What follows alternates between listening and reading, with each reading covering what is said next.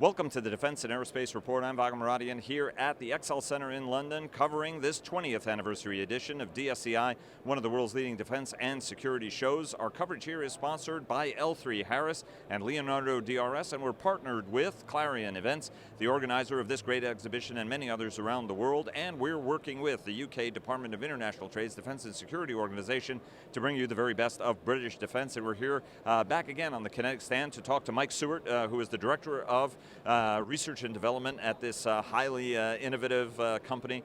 Mike, I want to, there was a great address yesterday by Sir Nick Carter, the Chief of Defense Staff, Stephen Lovegrove, the senior-most civil servant in the Ministry of Defense, talking about the importance of a partnership with industry to drive this innovative agenda. Anybody who knows Sir Nick knows he has arrayed service talent. Yeah. Each one of the service chiefs have been handpicked to be innovative, to drive change at this key time of uncertainty. At the same time, each one of those service chiefs have sort of laid the conditions for innovative or successful innovation. So let's talk about the industry piece. You come from a technology background, you were at Fujitsu for a very, very long time. What's the right way to make this happen? Because defense is very different from sort of a Silicon Valley, highly agile. Defense can be agile, but at the end of the day, you have companies that have shareholders like yours. Yeah. The department is saying, hey, we want you guys to innovate. On the other hand, you have a board to address, right? So you're no longer DARPA that can do innovation for the sake of innovation. What's the right way for the department to be thinking about how to do this to succeed? If on the military side you have the right talent, you have innovative people in industry, how do you get that interface right? No, I think it's a great question, and I think it's complicated because you've got the MoD ecosystem to consider, then you've got the industry ecosystem to consider. So starting with MoD, I think the key thing there is really looking at what elements of MoD need to be doing what. So you've got some great institutions like DSTL, and Gary Aitkenhead in his keynote speech yesterday was talking about the need for innovation and driving that into the S&T base, and that's really, really important. I was talking myself with Claire Cameron this morning, who's heading up all of the defence innovation funds, including DASA and DIU, and understanding where they play as well. And then you've got the frontline commands and the innovation cells within the frontline commands. So I think part one of solving this equation, to your question, is coordinating the innovation activity across the MoD ecosystem, because innovation for me is 1% ideas, 99% execution. If we follow the execution path properly, we get coordination. And that allows industry then, from our side, to start engaging in a productive manner. Rather than us all, different companies, working with the frontline commands, attempting to try and move capability on, if we can coordinate it ourselves in a better way, partner more effectively, and genuinely across industry we need to get better at partnering rather than doing everything ourselves. Coming together in a coordinated way with the MoD, we'll start to actually join the whole thing up. And just for our audience, Defense Innovation Unit is the same as in the United States, exists here in the UK, and of course you're talking about the legendary Defense Science and Technology Laboratory, right, which is an extraordinary organization, as you guys were, as DARA. We were part of the same. We were part of the same family together before, and we've got a great relationship with DSTL. A lot of the work that QinetiQ does is in coordination with DSTL, so it's a good partnership that's working really, really well for us. But for conditions of success to exist, right, one of the things everybody's talking about is the openness of architecture, but yep, at the end of the day, defense contractors have been as successful they are, some of them, by ensuring that some of their most important systems are actually remarkably closed, right, so that there is a constant fee the customer has to pay, yep, at the end of the day to access or to keep that system refreshed. In certain cases, systems have been opened, but yep, there's almost always an asterisk somewhere around that. Of open ecosystem, because at the end of the day there are even things that QinetiQ profits from, that is a franchise that you guys closely guard, that is in some cases an important cash cow for the company. So what's the right way to get this balance right, where your equities as companies that are answerable to shareholders, sure, while at the same time opening these architectures and allowing the customer to have that flexibility, so that at some point if it tires, for example, of QinetiQ, it can go to somebody else, or vice versa? Well, I think if you rewind 15, 20 years, you've got a lot of large-scale systems, large-scale platforms that actually necessitated a more vertical approach to solution construction. If you look at now, the world has changed. You've got smaller assets. They are less expensive. There's more of them. The pace of change is increasing. and more it's important that this new capability can coexist with existing legacy capability. So in a way, the environment has changed in such a way that you're driving much more of a need for interoperability across legacy systems and new systems.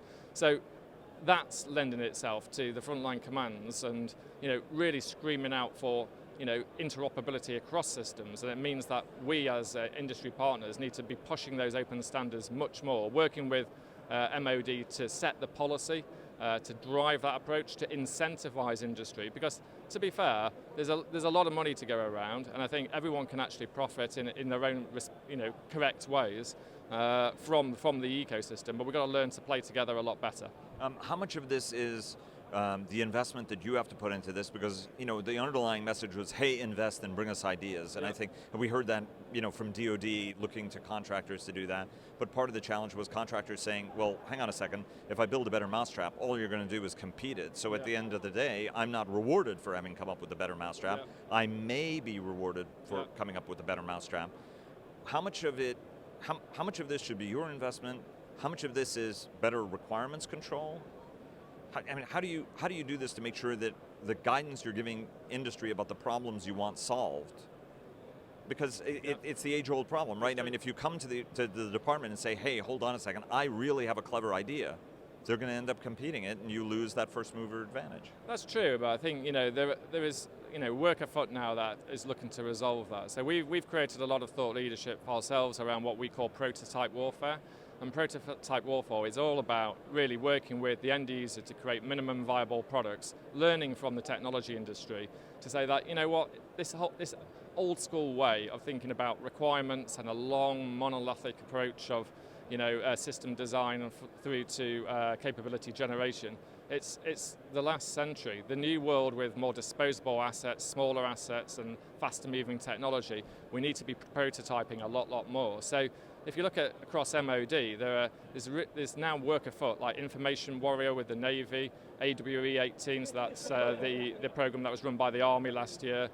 Some really good experiment-based events, and those experimental events allow industry to come together with products that they have put PV funding into themselves.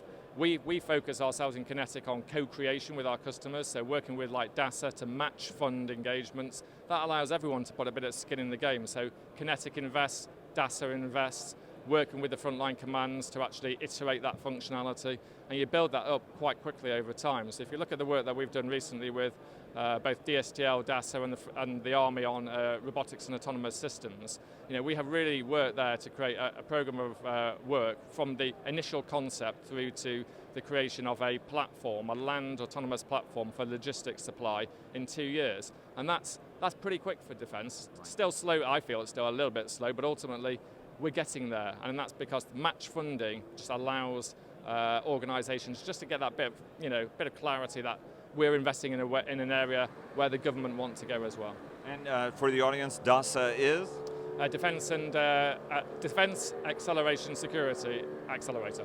Right. Okay. I know that there were two. Let me, because time is short, because I know you've got to go. Two Royal Australian Air Force Group captains, Lyle Holt and Jerome Reed, gave a great presentation at the Day Zero conference about Plan Jericho, which is the Royal Australian Air Force's sort of strategy to keep to better defend Australia in a highly increasingly contested, faster-moving technological world. And one of the points that Jerome made was that actually there's no such thing as dominance. There is actually remarkably short advantage. Do you agree with that, that the idea of dominance is something that is unlikely given the distribution and the proliferation of technology, and that the key will be that advantage will be hopping around, and it's he or she who can better harness that advantage at the moment is the key? What's the right way to think about this dynamic environment we're in? Because it's not like the Cold War. It's not like China didn't have access to the best educational systems in the West or access to the technology. I mean, we're in a completely different universe now, and everybody has access to the same technology. That's right, and I do completely subscribe to that thinking. I mean, pace and agility are the key to capability generation now, and that's about actually looking at how we can all execute faster. Like I said before, innovation is all about execution. first to market, that is so critical. So we've got to think about all the operational processes, all the business processes, all the policies that are set within MoD and in industry, and how we can actually come together to actually move quicker, because if we don't, we're in trouble. Mike Sewart, the Director of Research and Development at QinetiQ, one of the world's most innovative companies. Sir, thanks very much for joining us. Really appreciate it. Thank you very much.